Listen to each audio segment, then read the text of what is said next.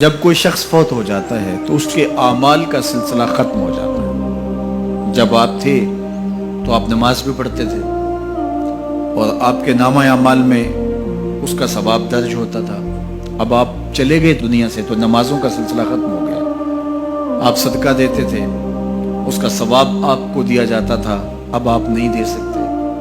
آپ تسبیحات کرتے تھے، آپ کسی کی مدد کرتے تھے، آپ لوگوں کو راستہ دکھاتے تھے، راستے میں پڑی ہوئی چیز اٹھا لیتے تھے، کسی پیاسے کو پانی پلا دیتے تھے، کسی بھوکے کو کھانا کھلا دیتے تھے، کسی برہنہ وجود کو لباس دے دیتے تھے، کسی کا بیٹھ کے دکھ سن لیتے تھے، کسی کی مشکل میں کام آ جاتے تھے۔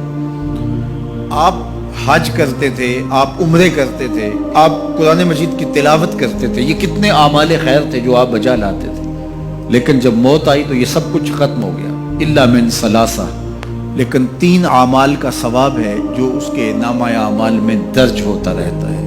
وہ کون سی 3 چیزیں ہیں سنیے، اور یہ اعمال اپنی زندگی میں کمائیں تاکہ نامہ اعمال کبھی بھی جو ہے وہ بند نہ ہو اور یہ چیزیں درج ہوتی رہیں۔ سب سے پہلی چیز صدقہ جاریہ، ایسا صدقہ کہ جو جاری رہے۔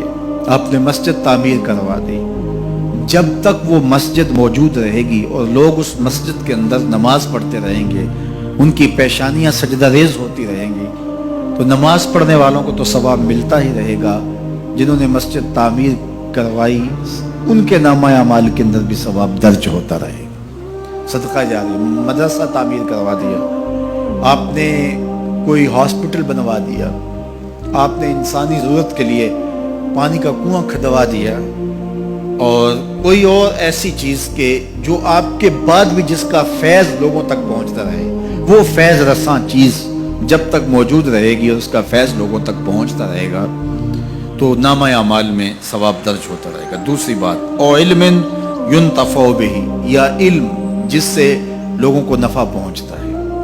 یہ ایک ایسا کھاتا ہے جو کبھی بھی بند نہیں ہوتا۔ آج میں اگر حضور علیہ السلام کے فرامین آپ کے سامنے رکھ رہا ہوں اور آپ اس کو سن رہے ہیں، اور اللہ توفیق عمل بھی نصیب فرمائے، تو مجھے بتائیے، مجھے تو اس کا ثواب ہو ہی رہا ہے۔ اب جس استاد نے مجھے پڑھایا ہے اور یہ سکھایا ہے، یہ جتنے لوگ سن رہے ہیں سب کا ثواب میرے استاد کے نامہ اعمال میں درج ہو رہا ہے، اور میرے جیسے اور بھی شاگرد ان استادوں کے جو اگر یہ کام کر رہے ہیں تو ان کا ثواب بھی استاد کے کھاتے میں درج ہے۔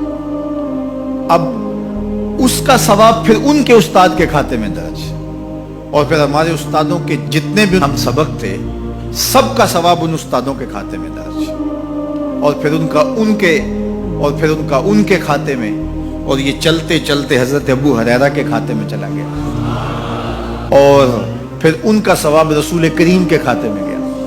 اللہ اکبر۔ تو بات کر رہا تھا کہ اس طرح کھاتے بڑھتے چلے جاتے ہیں اور نامہ اعمال میں ثواب درج ہوتا چلا جاتا ہے۔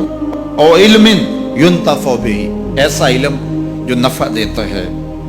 او ولد صالح یدعو لہ، تیسری بات صالح اولاد جو ماں باپ کے لیے دعا کرے، اور ماں باپ کے لیے جب دعاؤں کا سلسلہ اولاد کی جانب سے جاری رہتا ہے تو وہ صدقہ جاریہ ہوتا ہے۔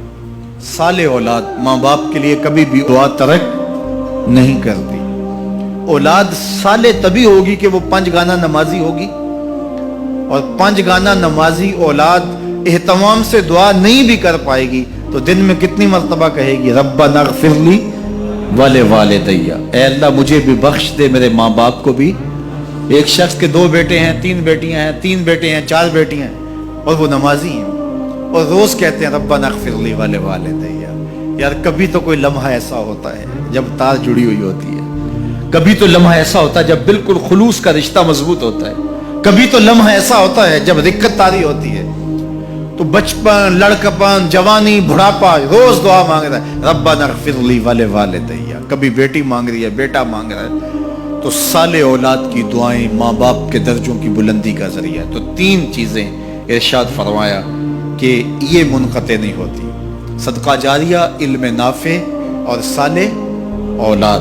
اللہ ہمیں صدقہ جاریہ کی توفیق بھی دے، اور اللہ ہمیں علم نافع سیکھنے اور علم نافع آگے منتقل کرنے کی توفیق بھی دے، اور اللہ جل شانہ ہمیں توفیق عطا کرے کہ ہم اپنی اولاد کی ایسی تربیت کریں کہ کل ہمارے لیے وہ صدقہ جاریہ بنائیں، اور ہمارے مرنے کے بعد بھی اور ہماری زندگی میں بھی ہمارے نامہ اعمال میں نیکیوں کے درج ہونے کا سبب و ذریعہ ہو، اور ہمارے لیے دعاؤں کا سلسلہ جاری رہے۔ دین کی بات پھیلانا صدقہ جاریہ ہے۔ ثواب کی نیت سے ویڈیو کو شیئر ضرور کیجیے۔ جزاک اللہ۔